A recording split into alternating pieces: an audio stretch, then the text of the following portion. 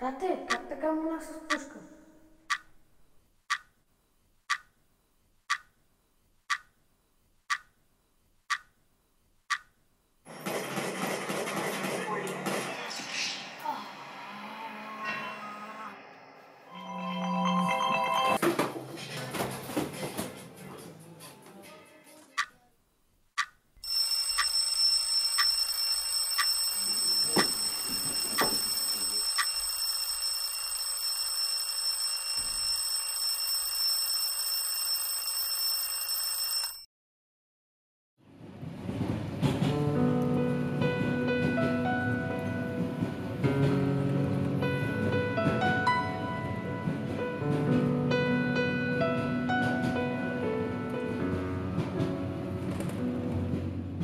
Въпрос е, ние как го разглеждаме само отстрани, той какво си е мислял самият, какво е карал, какво го е мотивирало, нали, както се казва, да върши тези неща, е, че може би той си е казал, да, разбира се, аз не съм Исус, аз не съм спасителя на света, на човечеството, на творението, но аз бих могъл, и това не е гордост, а е съзнание за саможертва и за смисъла на саможертва, аз бих могъл да положа себе си като жертва пред олтара на тази национална свобода. И затова хората сравняват понякога, макар и да са все пак много твърде несравними величини, Исус с Левски.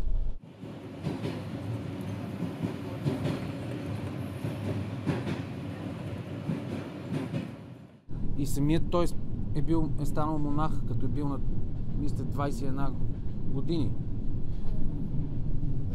Сопотски, и то точно в Сопот, в един манастир, който вече не съществува. Защо? Но си е църква, в която е работил, искаш да кажеш, нещо такова? Не, манастира е място, в което служиш на Бога Да, и се молиш за хората и за света, за тяхното спасение.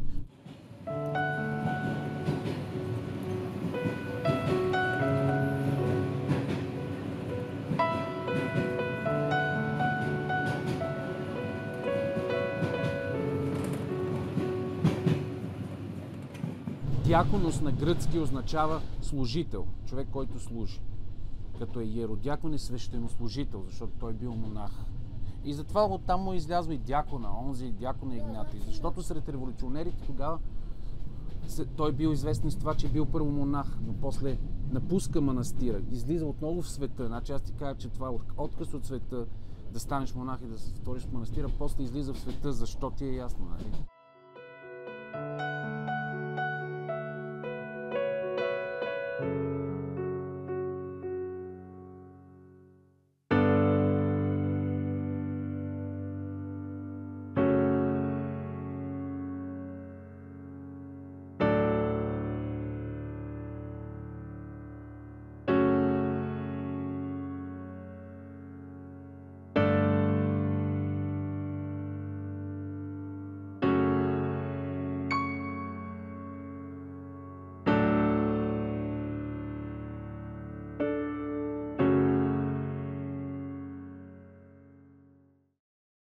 Постоянно са били последите му. И все са шпионите, нали, тайната полиция тогава на Османската империя е знаела, той май е в Сопот. Знаем, че сигурно се крие в манастира. Те са имали свои доносници. И сред обикновените хора, които по кафенетата са подслушвали и са казвали, забелязахме Джинги Бито тук и така нататък. И той влиза в манастира, сяда там, но пак се получава такава работа. Монахините изпадат в ужас, игуменката, олеле, идват турците, какво ще правим сега, Василе, как ще те спасяваме, юродиаконе? Той казва спокойно, бързо ми дайте расо, дайте ми одежди на монашески, женски, навлича ги, преоблича се, предрешава се пак и идват турците и те им казват, седнете, нали, господа, да пинете по кафе, ако искате. Ние кафе хубаво ще пинем, ама тук нещо чуваме, че май един престъпник, един дето иска да сваля империята, се върти. Няма такова нещо. Добре, дайте по едно кафе, айде. И той идва и им носи така наречената каймаклия кафе. Нали, с каймак, знам. Ти турско кафе пил ли си някога? Не. То е много хубаво с един такъв. Как да пие кафе? Турско, по друг начин. Не е това, което сега. Ще ти обяснявам друг път. им го поднася, така разбираш, се застава пред тях, поднася им го, те не го търсят. Поднася им кафето, отново е лице в лице с тях и те могат да кажат, момент, това не е ли мъж? Той им го поднася и казва, заповядайте, и те отпият и казват, браво, хубаво кафе си направила. И той се отдалечава. Така няма ли още по-голям шанс да го познаете? Всъщност въпросът е добър, честно казано, аз често се замислям за това дали Левски не е бил и, някои хора го казват, и авантюрист по душа. Това е авантюра, приключение. Нали? Той може би си понякога, трябва да си го кажем за Левски, въпреки че за нас той е един образ въплъщение на една хладна, в този смисъл, хладна разумност, да не поема рискове излишни, да не е приключенец, той не е хайдутин. И той е човек, който измисля цяла революционна мрежа, за да я измислиш, за да можеш да поддържаш връзките между нея, за да можеш да се измъкваш постоянно, след като те преследват и си едно от най-издирваните лица, поне в тази част на огромната от тогава Османска империя все още. Значи ти трябва да си човек на разсъдъка, не на такъв да скачаш във влака, примерно, ако някой те ядоси, какво искаш или нещо от този род. Нали? Да, обаче в същото време е имало у него този авантюризъм, както се нарича, приключенският дух. Защо па сега пък да не... Я пък да видя дали да не се пошегувам с тях, като им се обадя.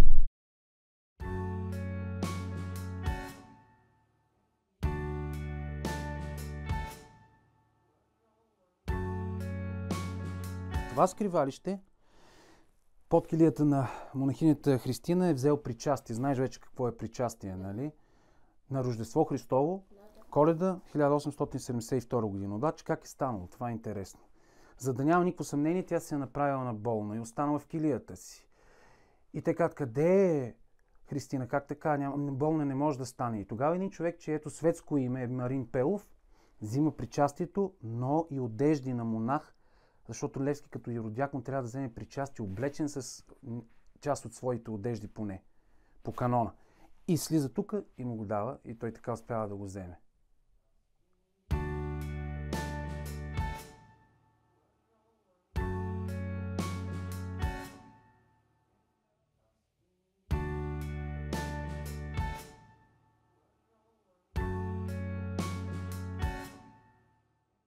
Какво значи апостол? Знаеш ли всъщност?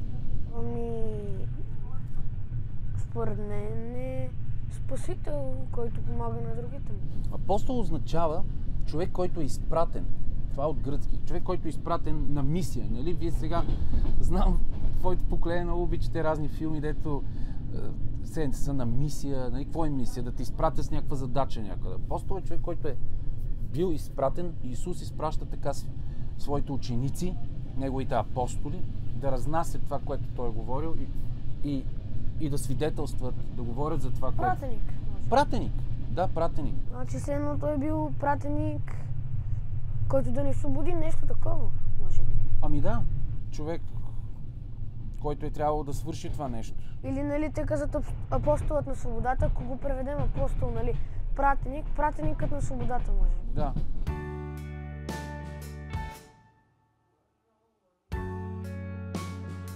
Разбира се, има една огромна разлика и друга. Така само чисто житейски, ако разглеждаме пътя на Исус и на Васил Левски, че Левски... Исус е любов, нали? Това е ясно. Любовта и всеопрощаването. Саможертвата, за да бъдат спасени и всъщност освободени от една вина хората и човечеството като цяло. Всички ние, всички поколения. Но Левски се решава на нещо, което знаейки, вярвайки в Исус, нали, точно за това си говорим, вярвайки в Христос, бидейки монах, все пак взима за себе си едно страшно важно решение, което си е резултат на много голяма борба вътре от теб, за да вземеш направиш този избор, да вземеш това решение. Да хванеш в един момент оръжие и да тръгнеш на война, да се биеш. И това остава нещо... Обаче, той нали е бил монах, нали? Да. Бил монах в манастир. Тогава, защо се отказал? Да, точно така. И защо се отказва, за да взема оръжие? Нали, когато си в манастир се учиш точно на обратното, да не вземаш оръжие. Тъкмо, ето тук е големия проблем. Да не го пипнеш и да го вдигнеш, пък камо ли па да стреляш. Разбира се. По каквото и да е същество. Разбира се. Така е. Трудно е да се отговори, татко, но явно той за себе си е решил, че и тази жертва може да се реши и на тази жертва.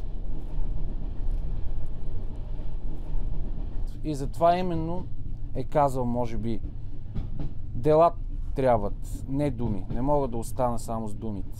Трябва да изляза и да действам. Макар и по този начин. Който не отива на... който не би могъл да бъде начинът, по който един монах постъпва.